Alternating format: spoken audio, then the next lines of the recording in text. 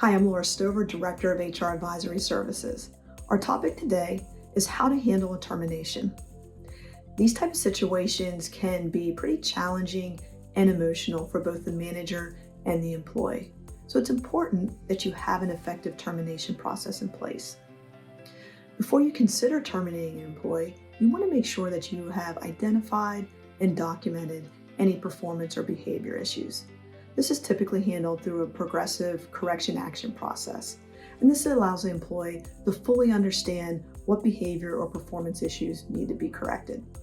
In rare circumstances, there may be situations where an employee needs to be terminated immediately, but even in those situations, we recommend sending the employee home pending an investigation.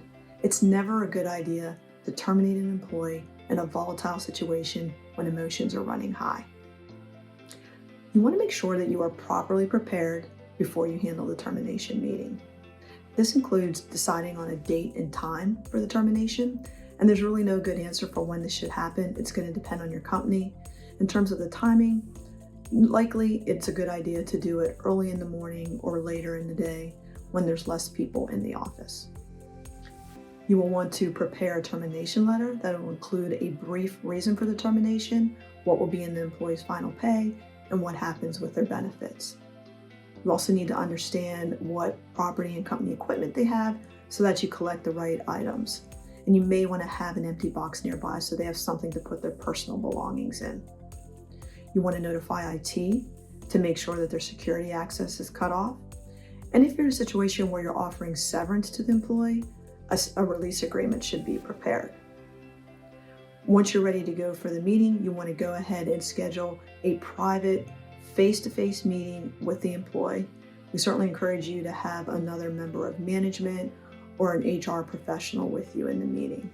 And again, these situations are challenging, so you want to consider and make sure that you're handling the meeting with empathy, with compassion, and with respect. That is going to help the employee accept the decision. You want to keep the meeting brief, focus on the termination letter, and then what is going to happen after the meeting. You're going to go back to the workstation with the employee to collect their items, and then you'll be escorting them out of the building. And it's usually pretty difficult for someone to focus during this time, so certainly expect questions after they're gone. And finally, most importantly, make sure you communicate with your remaining staff. Employees are going to be curious as to what happened. They may even be nervous about their jobs. And it's only fair to let them know, what are you going to do with the vacancy? Are you going to backfill it? How is the workload changing? And generally just be there and available for questions. Your employees will really appreciate that you took the time to do that. Terminations have a big impact on your company, especially morale. So an effective termination process is going to help your manager and your employee get through the difficult transition. If you have any employee relations issues or a termination situation that you would like to talk through, please contact us. We'd be happy to help.